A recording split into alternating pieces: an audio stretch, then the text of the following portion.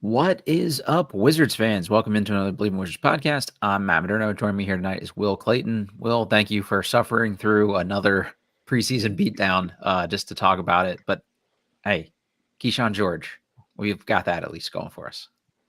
Yeah, no, that's what makes it all worthwhile. That's why we keep coming back, right? That's that's what we The subject gift that ourselves keeps on to. giving. Yep. Yeah, no, it's All right, good we'll to get be into it here. here in a minute. Before we get too far into it, brought to you by Stateside Vodka and our Surfside Hard Iced Teas, Hard Lemonades. Again, this is a perfect opportunity to go down like 7 of them because, tough watch. Also brought to you by BetOnline. It's your number one source for all your sports betting needs this season. Get the latest odds, news, scores, stats, everything you can think of for your favorite teams.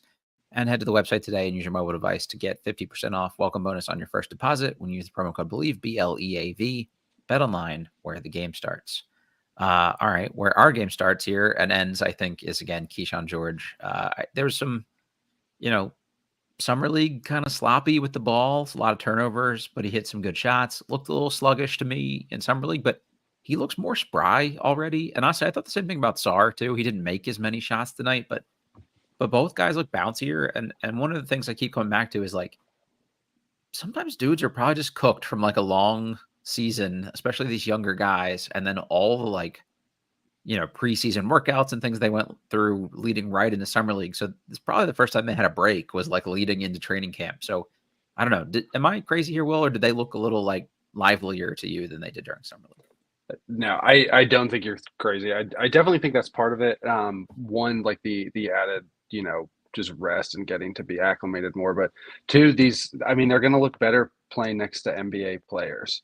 For sure. That's a good point. Which, I mean, even though, I was a little disappointed with the performances of JV and Kuz tonight, All the um, adults. you know, Yeah. yeah, but that being said, I definitely agree that George and Sar both looked a lot more spry out there. I've liked their activity. It's translating a lot more now. Hmm. I think in summer league they had Sar doing a lot more than Yeah. outside of the role we were going to expect him to be doing, which I'm Hmm. fine with. It's just it didn't translate that well and it didn't look as productive. Whereas I think now that he's settling into a role that makes sense for him and playing off the people that make sense, you're seeing one, I think his shot looks better, which is really nice to see. But he's also getting good moves off the pick and roll where he's attacking the basket. There's some hesitation, there's some rookie moves there, Yeah. That's normal. but he's still young. That's going to come with time. That's normal. But and Hmm. then George, I think George is also another. We've all talked about Bub being a steal. I was really impressed with George tonight. Yep. I think he's coming out of here looking like a really really good addition to this team and someone that we can like long term. You can see how he can develop because he can score, he can pass, he can defend, he can shoot, he can do all the things that you need to be an effective player in the NBA. So it was fun, even though it's preseason. Doing that against a Knicks team that was pretty active. They had a rough night as well, and they still kind of Like I said. destroyed us, which is crazy. Like they really didn't shoot. They shot 41% from the field and Mhm. 25% from three, and they beat us 117 to 94. So like you know, Not great. um, tough Only 8 game, but turnovers. That helped them a lot too, I think. The Wizards had yeah, to our 30, right? 30. I think that was the biggest difference. Yeah, definitely. Uh, But there some fun things to take away with the young guys for sure. So that's the silver lining. I think that's just kind of how it's going to be this year. Is like you probably have one of the 3 rookies play good on any given night, and George was the best of the 3 for my money tonight. He went 5 for 6 from the field, 2 of 2 from 3, had 4 rebounds, 14 points. Also had a couple block shots, if I remember correctly, too, which is not a thing I expected from him. No, he did not. I thought he had a block. Yes, he did. 3 block shots from Keyshawn George. Okay, I'm not crazy. Which is awesome. I mean, that's sort of not what he was known for. One of the things I kind of speculated about was like maybe this was a guy that he looked kind of like a baby giraffe at times for Miami, and it was one of those things where this is a guy that grew late a lot, and as he filled out, got into a strength program, could he kind of get some more dynamic motion or mobility back? And it seems like that's really the case. Like he's um the defense already looks better than I expected. And, it's still a rookie and he's going to do some silly stuff, but like, Otto Porter with some wiggle is like the floor. I almost feel like that That would be awesome. The playmaking, I don't care if he throws the ball away a couple times and has a few turnovers. Like, it just doesn't really matter to me at this point. I'd rather see him try to make plays. Same with Bub. Like, just this is especially the time to try some crazy shit and see if you can make those passes and what works and what doesn't. Bub had 2 turnovers tonight. Keyshawn had, actually no, I think they both had 3 turnovers tonight. So it all kind of added up. Jordan Poole had 5. Like, Kuzma had 4. Valanciunas had 3. Sarr had 3. Just a sloppy night overall. And it looks like one of those games in like late February where like everybody's tired of the NBA season already and they're just throwing the ball away. But Yeah. They did enough. Let's go back to Sarr here for a minute, Will. Like, didn't shoot the ball as well tonight, but I thought took mostly good looks. He was 5 of 14 from the field, 2 of 6 from 3. But I loved the 9 rebounds. He also had 3 blocks. He just looked active to me defensively. He covered a lot of ground. It felt like Cat scored every time Sarr was guarding him, but he still like made him take some tough shots and contested him well. And there aren't even enough people, like there aren't a lot of people in the league who can even just sort of make Cat's life tough defensively. So just the fact that he did that, whether they win in or not, I think doesn't really even matter, that much overall, in the grand scheme of things. Yeah, no, this was one game that I was, even though it's preseason, I was excited going into it because the Knicks are a really versatile, good team, and I think it's a good look for seeing some kind of the capability that Sarr can offer. And I honestly think, like, yes, he did struggle shooting some of the ball, and there could be a stronger showcase for him, but I think this was a really good showing for him. Yeah. I really liked some of the things he was doing defensively, just because the length and the size plus the coordination he has is there's not that many players in the NBA that have that combination of what he has. And he's still very young. And I think you saw a lot of whether it's, forcing tough looks on Cat or, blocking him in transition. There were some moves that Cat got where he would go to the rim and he'd still have the length to keep up with him and swat the ball away before he could get a layup. Not to mention, the lack of hesitation to shoot the 3. I think the shot looks decent and I can come around. So, I mean, like I wrote down that like I can see the vision with Sarr. Like this is one of the games where like it may not have been as productive as you'd like, but I think he was showing a lot of good things with what he can be potentially in the NBA. But you just got to keep in mind that like this is such a young team and we are so far away from being anything like real. So like patience is needed, especially for players like Sarr, Bub, George, Bilal even. Bilal, I really like that they were giving him, a lot of chances on ball to do things. It was not a great showing for him. No.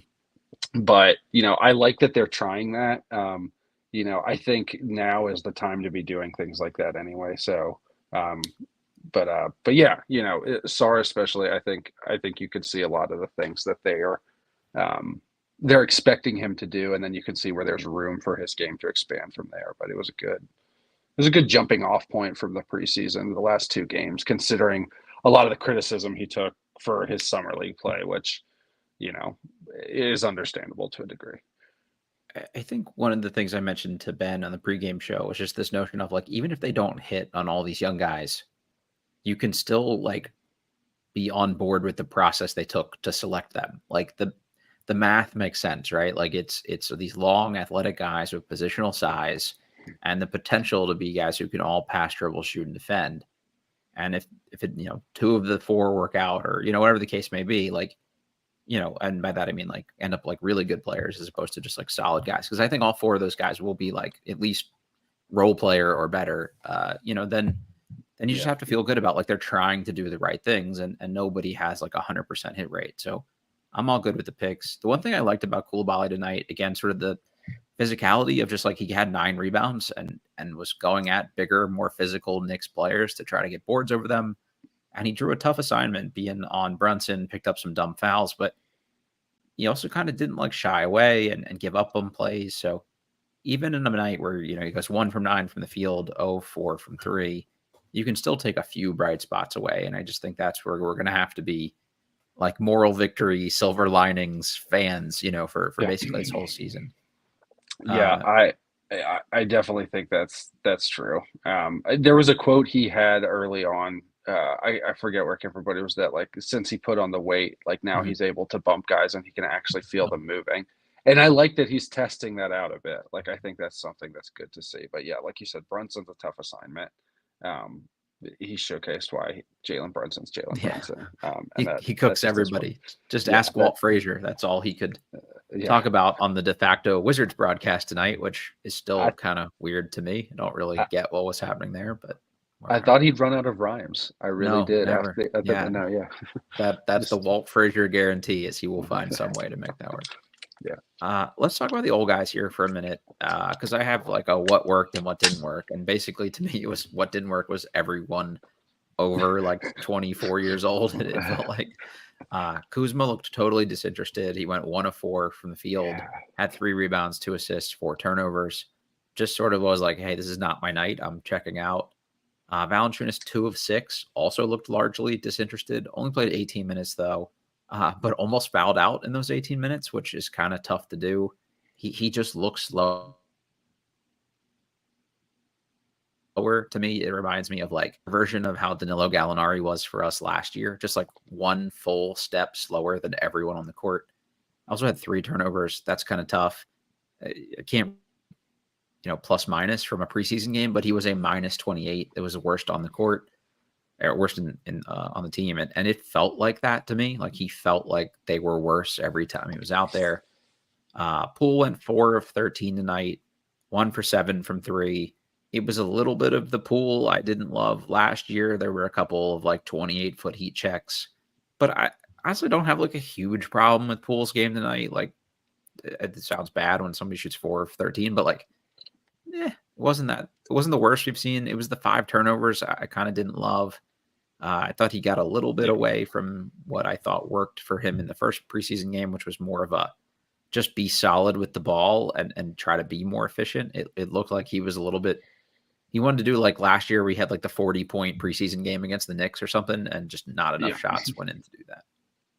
yeah, yeah. I mean, I kind of feel the exact same way about all of that. Like, I think none of that's like the starters, particularly Poole, Kuz, and Valanciunas. Um, I agree with Poole kind of ducking some of the heat because I think he was doing a lot of good things and the things that you need him to be doing Mhm. as Jordan Poole. Because I wrote down before going into this game, like, my one of my big concerns about this team, and it's not really a concern because I know we're going to be bad, and it's by design that we need Yeah. to be. But like, how is this team going to generate offense? And a Mhm. couple things I wrote down were like Jordan Poole and Kyle Kuzma, uh, Jonas Valanciunas being involved in pick and rolls, pick and pops, but then energy and hot shooting nights. Like, That's it. other than Yeah. that, like, Bub having a hot night, Kispert playing really well, which also shout out Kispert. I think he had a pretty good night tonight in the first half, at least. He was very Yeah. effective. I liked a lot of what he was doing. Um, but yeah, other than those things, that's it. And not to be like doom and gloom, but that's very easy to stop. Like Mhm. that's not a versatile offensive set. So barring some of these guys coming out and showcasing that they can really make a difference, that's where you're gonna, like you said, need to take the moral victories and hope that they can, piece together or at least flash some of those things because, you know, Kuzma and Valanciunas specifically were really hard to watch tonight. And Yeah. that's 2 bad games in a row for, I think, both of them. And it's illustrated by, we started off down 4-16, and then we go on an 18-3 run once we put in, George and Younger guys. Kispert, and they start making a huge difference. And then it's just like, okay, cool. But yeah, they were just like sluggish, lacking energy, disinterested. Mhm. I don't know how much of that's just preseason. I don't know how much of that's out of shape. I don't know how much of that is just like, you know, they're deferring to people. Like I Mhm. really don't know. I think it could be a combo of all of those things, um, but yeah, they didn't look great. Hopefully that's not a pattern, but I think the thing for yeah, me is like Kuzma looked bad, and I think that was more of an effort thing. Whereas I thought Valanciunas looked bad because it was both an effort and like a court coverage thing. He just looks so slow to me that it's like even if he were playing harder, he's just going to be so limited. Like He's a drop coverage big that doesn't really protect the rim. So he's basically has to rely on a lot of misses and to clean up all those boards. And he does that really well. It's just, he's not really a deterrent for anybody either. And if you're going to foul that much too, he's going to get hunted every time he's on the court. And yeah, some teams may have the infrastructure, to support that if he's like, the fifth starter for them or even a bench big. But when you're the Wizards and it's like, well, we're counting on you to be like the third offensive option, that's not going to work. And we're going to count on you to clean things up for us because we have porous perimeter defense. That's also not going to work. So it's just not a recipe for success there. So I'm a little worried about how that plays itself out. But just shifting gears a little bit here for you, Will. This is kind of my wild take for the night. I was actually most disappointed by Corey Kispert tonight. And like, I agree with you that he had a pretty good game. It's just, there's clearly opportunity here in the preseason. You're playing for a contract. Like, I wanted to see him go out and just be like super assertive and super aggressive. And it just kind of looked more like, this is solid Corey Kispert. I can get 14 points in my sleep. And I'd almost rather see him press a little bit more to just be like, all right, Kuzma's not really doing much tonight. Like, Valanciunas isn't doing much tonight. Poole can't make anything. Like, my turn, like, just like, I'm going to do this and I'm going to call my own number a few times. And he just sort of looked content. Like, he's a complimentary player. And I think he is what he is. And it's also good that he knows what he is, but also I just would have liked to see like a little bit more from him in terms of just like wanting to take over when they clearly needed some kind of offensive spark. I think I can agree with that. I get, especially in a contract year, I think you want to see that kind of like killer instinct from someone. And especially on a team like this with Corey, where there is, like you said, there's opportunity to be had on a night like tonight, no less. But I also think to a degree, some of that is like getting acclimated to the Wizards, ecosystem or what this team has been. I mean, you think about what he's gone through the last 4 years. His role's been pretty nebulous, but also pretty defined as just like, hey, just come in and shoot, and if you can, score. And we'll take what we can get from you, because that's really all we're looking for, is just like you to give us something complimentary every once in a while. Right. So like, I think he does a good job of doing that. I think like Core's an effective player. I think he's someone that, I think long term you'd probably move, but like you can re-sign him and trade him and do something like flip him, not for like a huge haul, but I don't know. That's getting away from the point. Like I do think there's more that he can be doing to be made of the opportunity that he's going to have, and it's going to be interesting to see what happens with that contract situation for him, and what happens, because I think he has value for good teams. I think he has value for rebuilding bad young teams. I don't think he has a ton of value here for us long term, because I think like what he is as a player is, while it's usable and something that teams can use, it's not something that you use as a building block or a foundation when you can get something back for him, that especially a new front office that didn't draft him in the first place can. I've heard a lot of things thrown around, like, if you weren't drafted or selected by this team, be careful. And I think that's exemplified by, what they did with Denny in the offseason. Like, I think he was a promising player that very well could have stuck around on the offseason, and they just flipped him for picks. And they, I think the same could happen to Corey. Where I was coming from with Kispert in the offseason was like, I thought there was an opportunity for him to take the jump that Denny did. Not that he's the same level of player, but like post All-Star break, like Denny was clear, like, okay, there's room here for me to take, on more usage and more responsibility. And if I'm Kispert, I would have looked around and said the same thing, like, especially with Brogdon out, like, where is scoring going to come from here? And so his play wasn't bad. It was just, it didn't meet my own expectations for him, which isn't really his fault. But there are some guys that, well, like, they're the 7th or 8th best player on a good team. That means they can be the 3rd or 4th best player on a bad team. Whereas with Corey, I think he's really just sort of locked in to like a 6th or 7th, 8th man on whatever team he is, just based on the nature of player he is.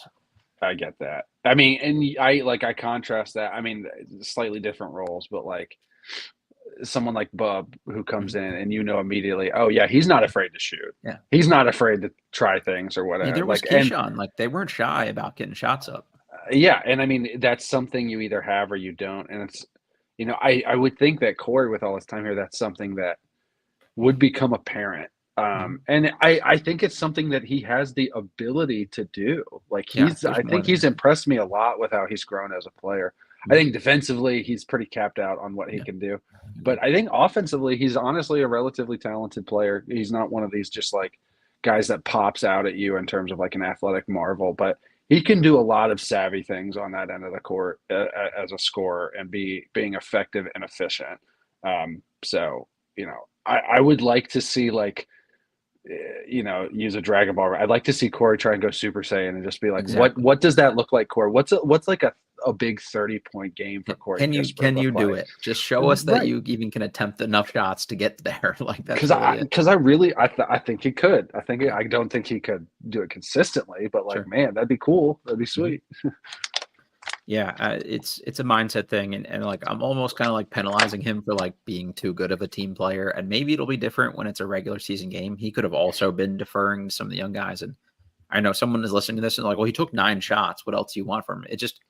It was just sort of about like the 16 opportunities. shots. That's Yeah, what I exactly. want. The opportunities that he had that he didn't take were sort of Yeah. louder than the ones that he did take. Yeah. Uh, I mean, Corey, you've got a mustache now. exactly. You got to Ever hold it since you down. saw me in Charlotte, That's right. you probably thought, I think I can do that. I think I can pull that off. If you're Got to going to hold do it down that, for the you need to be a mustache gang. shooter. You got to be a shooter. Speaking of shooters, I want to debut a new segment here for these post-game shows. Just a fun throwback here. Every game, I want to nominate the Oleksiy Pecherov "I Get Buckets Son" MVP for the guy that just unabashedly comes out and just chucks and is not afraid to just shoot, shoot, shoot, shoot, shoot. So tonight you have 3 candidates to choose from here. Well, you have Aleksar going 5 of 14, Jordan Poole going 4 of 13, or Bilal Coulibaly going 1 of 9.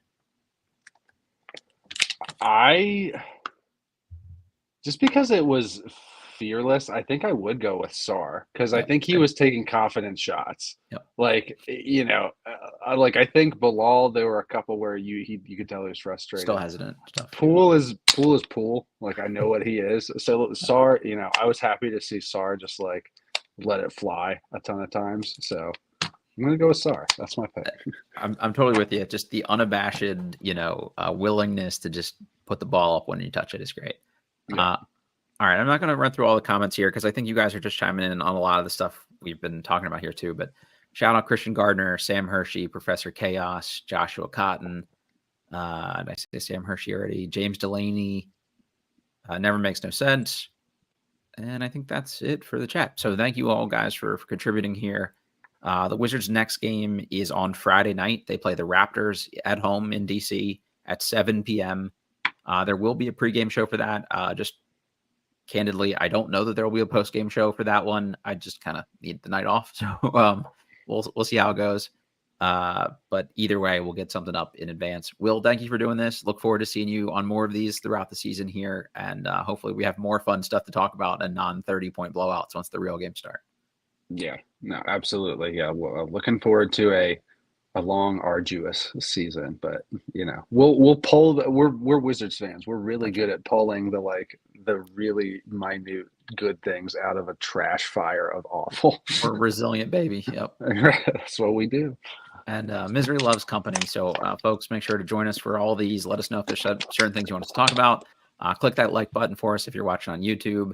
Rate, review, subscribe, all that good stuff. It always helps us out. We want to help more people find the show and keep growing this thing. So we appreciate that. We're presented by betonline.ag, and Will and I will catch y'all next time.